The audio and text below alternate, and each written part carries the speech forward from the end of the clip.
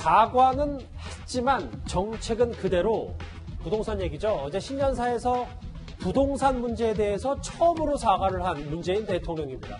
시장에서는 사과 자체에 큰 의미를 두면서도 그럼 남은 임기 동안에 바뀐 정책을 효과를 좀 보기에는 늦었다는 분석도 있다라는 얘기도 나오고 있습니다. 대통령의 발언을 저희가 한번 모아봤습니다. 부동산 문제는 우리 정부에서는 자신 있다고 이렇게 좀 장담하고 싶습니다. 부동산 투기와의 전쟁에서 결코 지지 않을 것입니다. 주거 문제의 어려움으로 낙심이 큰 국민들께는 매우 송구한 마음입니다. 특별히 공급 확대에 역점을 두고 다양한 주택 공급 방안을 신속히 마련하겠습니다. 어제는 저희가 대통령의 첫 사과에 방점을 찍었다면 오늘은 그러면 대통령의 저발, 이제 공급 정책, 공급 확대로 정책이 바뀌는 부분에 대해서 좀 알아봐야 될 것 같은데 대통령의 신호는 확실한 거 아니겠습니까? 뭐 이제야 아주 늦었지만 왜 이제서야 이렇게 정책 기조 변화에 대해서 이야기가 나오는가 그 아쉬움을 지금 야권에서는 지적을 하고 있고요.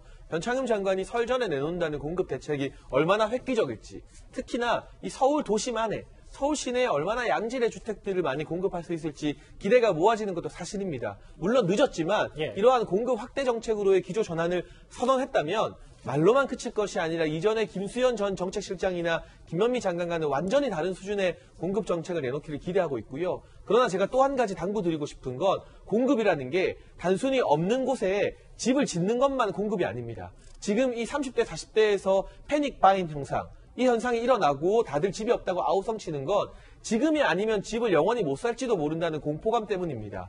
그 핵심 중에 하나가 문재인 정부의 무리한 대출 규제입니다. 지금 같은 경우는 40%밖에 대출이 안 나오는데 이제 결혼을 하고 맞벌이를 해서 충분히 대출을 갚아나갈 내 집 마련을 하고 싶은 소망이 있는 30대와 40대에게는 적어도 이 대출 규제를 한시적으로 완화해줘야만 꼭 지금이 아니더라도 나중에 내가 저축을 좀 더해서 충분히 서울에 집을 살 수 있겠구나 이런 안도감이 생기면서 수요가 조절이 되거든요. 그러나 이 규제가 오히려 사람들을 패닉 상태로 만들었다는 점, 이 규제에 대해서도 문재인 대통령이 기조 변화를 이끌어내 주셨으면 좋겠습니다.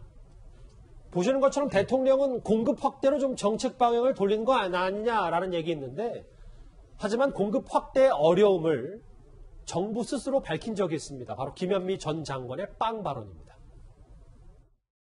인허가 물량이 16년에 대폭 줄었고 또 공공택지를 취소를 했습니다. 그렇기 때문에 공급 물량이 줄 수밖에 없다라는 것은 아파트가 빵이라면 제가 밤을 새워서라도 만들겠습니다. 아파트가 빵이 아니니까 당시 뭐 방투하네트 뭐 논란도 좀 있었고 여러 가지 있었는데 이현정 의원. 네. 그러면 공급을 그럼 당장 어떻게 한다는 건지 뭐 재건축 금지라든지 이런 거 풀지 않으면서 기존 정책 유지하면서 빵처럼 찍어낼 수도 없는데 어떻게 공급을 확대한다는 건지 남은 임기 동안요? 제가 좀 냉정하게 말씀드리면 대통령이 사과한다고 집값이 내려갑니까? 자, 불과 1년 전에 문재인 대통령이 뭐라고 그랬습니까? 부동산 정책만큼 자신 있다 이야기를 했잖아요. 이 전투에서 지지 않겠다 이야기했지 않습니까? 졌지 않습니까 지금? 졌으면 왜 졌는지 그것에 대한 의미를 분석을 하고 왜 졌는지에 대한 분석이 나와야 될 거 아니겠습니까? 불과 어제 신년사에 보면 부동산 정책은 딱 3줄 있습니다. 송구하다는 이야기 딱 그 한마디예요. 근데 대통령이 이렇게 그냥 송구하고 넘어가면 우리 국민들 그냥 아우 이제 대통령이 사과하셨으니까 됐습니다 라고 이야기를 해야 되나요? 뭔가 정책이 잘못됐으면 왜 졌는지 그 전 부분에 대한 원인 분석을 하고 그러면 그 어떻게 돼야 되는지에 대한 정책 변화가 있어야 되지 않겠습니까? 근데 지금 와서 공급을 확대하겠다? 아니 빵 만들듯이 지금 1년 만에 지금 집 만들어집니까? 안 되잖아요. 그거를 예를 들어서 우리가 이게 한 번이면 제가 이해를 하겠습니다.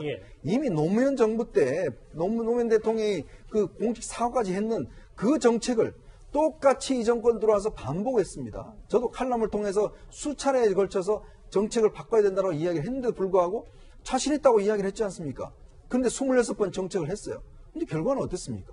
그래놓고 이제 와서 이제는 뭐 공급 정책 하겠다? 그럼 어느 세월에 공급을 하겠습니까? 저는 그런 걸 보면 이 부분에 대해서 대통령이 저는 따로 이야기를 해야 된다 봅니다. 왜 실패했는지, 실패한 원인이 뭐고, 그 실패한 사람은 뭐고, 그렇다면 뭘 어떻게 할 것인지에 대한 구체적인 방향을 제시해야 될 텐데 정책은 그대로 가면서 사과한다? 그럼 뭐가 달라집니까? 달라진 게 하나도 없지 않습니까? 뭐 언급하신 것처럼 공급은 뭐 빵 찍어내도 찍어낼 수 없고 한계가 확실하니까 그러면 주택 거래세를 낮춰주는 건 어떠냐는 제안도 나올 수가 있겠죠. 그런데 갑자기 불거진 양도세 완화론에 민주당 오늘 사실 무근이다 이렇게 선을 그었습니다. 저희 민주당은 다주택자에 대한 양도세를 한시적으로 인하하거나 완화할 계획이 없다는 말씀을 드립니다. 양도세 강화는 투기성 주택자와 다주택자들이 시세 차익으로 얻는 불로소득을 차단하기 위한 것입니다. 이준석 의원님, 저하고 화면을 좀 같이 보겠습니다. 그 주무부처 경제수장인 홍남기 부총리가 다주택자들의 매물을 내놓게 하는 거니까 거래세를 좀 낮춰주는 것도 중요한 공급 정책이다라고 그제 한 방송에 나와서 얘기를 했는데 다음 문 보면 오늘 지금 들으셨던 것처럼 집권여당의 원내대표는 이런 적 없다, 사실 무근이다 이렇게 얘기를 하고 있거든요.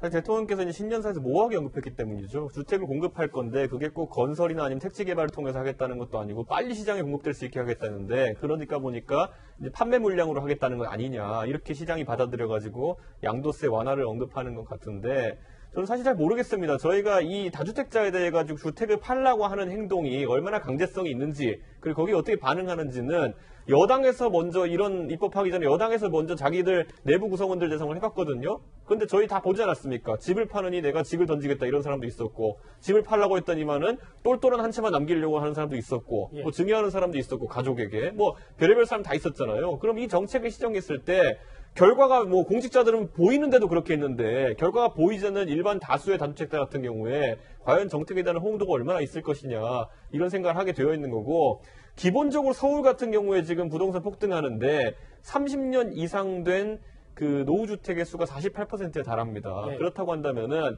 대통령이 말한 어떤 팔기하는 형태의 어떤 공급보다도 실질적으로 아까 장해찬 평론가가 얘기한 것처럼 젊은 세대가 살고 싶어하는 주택의 형태를 어떻게 공급하느냐에 대한 대안도 나와야 되는 것인데 그거 쏙 빼놓고 어떻게 매번 세금하고 규제만 이제 왔다 갔다 하면서 뜨거운 물 차가운 물 해가면서 이렇게 할 수 있다는 생각 자체가 아주 뭐 제가 봤을 때 시장에 제한적인 효과밖에 없는 것 같습니다. 최 교수님, 네. 대통령의 첫 사과 정리를 좀 해보면 남은 임기는 1년 정도고 뭐 정책 변화가 완벽히 180도 바뀔 수 없으니까 공급 정책을 확대하겠다고 하는데 그럼 시장이 뭔가 부동산 집값 좀 잡히겠구나 알려면 좀 더 획기적인 대책을 좀 나와야 되지 않습니까? 이런 거는 좀 부족하지 않나 싶기도 하고. 그러니까 지금 말씀하신 뭐 세금 정책은 계속 가야 된다고 저는 봐요. 기존에 갖고 있던 정책을 또 바꾸잖아요. 그럼 잘못된 시그널을 보낼 수 있어요.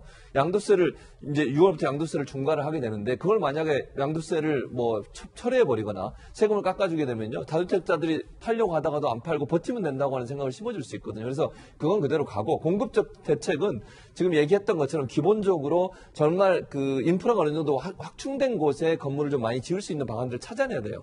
땅도 찾아내고 아니면 뭐 이거 건물을 좀 높게 짓는 것도 검토해 보겠다고 얘기하고 있지 않습니까? 그러면 어느 정도 인프라가 확성돼 있고 또 하나 역세권이라고 분류되는 부분에 젊은이들도 살 수 있는 그런 주택 공급 방안들이 좀 나와야 된다. 그러니까 변창흠 국토부 장관 이런 부분에서 아이들을 잘 내야 된다고 저는 봐요. 대통령이 저렇게 의지를 갖고 얘기하는데 실무에서 뛰는 사람들이 제대로 아이들을 못 내면 그게 어려움이 있기 때문에 정말 살고 싶은 집을 지어주는 그런 공급 대책을 위한 새로운 아이디어를 내야 된다고 봅니다. 그런 아이디어 취지도 공감합니다만 이게 또 시간이 많지 않고 결국은 이것도 중장기적인 계획일 텐데 알겠습니다. 여전히 논란인 부동산 문제 대통령의 사과 얘기까지 정리를 해봤고요. 그럼 지금까지 들어온 여러분들의 목소리를 들을 차례입니다. 첫 번째 댓글부터 만나보겠습니다. 참 말도 잘 지어낸다. 무슨 이익 공유제냐. 코로나 상황에서 이익 본 곳이 어디 있다고 라는 쓴소리를 하신 분이 있습니다. 예. 이익 난 곳이 손해나는 곳에 이익을 나누는 것이 공정에 부합되는 일인데 이게 무슨 문제냐라는 좀 반대되는 의견을 주신 분도 있고요. 또 보겠습니다. 차관은 택시기사 폭행, 장관 후보자는 국회에서 폭행. 법무부에 법이 없는데 누구에게 법을 집행하냐. 박범계 장관 후보자 패스트트랙권 말씀하시는 것 같은데요. 예. 시험도 없고 고시도 안 보는데 무슨 고시생이냐. 고시생 위장한 고소고발 전문 집단 아닌가. 라는 의견을 주신 분도 있습니다. 오늘 마지막 볼까요? 김학의 전 차관이 아무리 나빠도 불법으로 조작을 하냐. 이러고도 정의, 공정, 공평을 떠들다니. 뼈있는 마지막 댓글까지 만나봤습니다. 예. 다음 주제가 있는데요. 다음 주제 좀 분위기를 바꿔보도록 하겠습니다.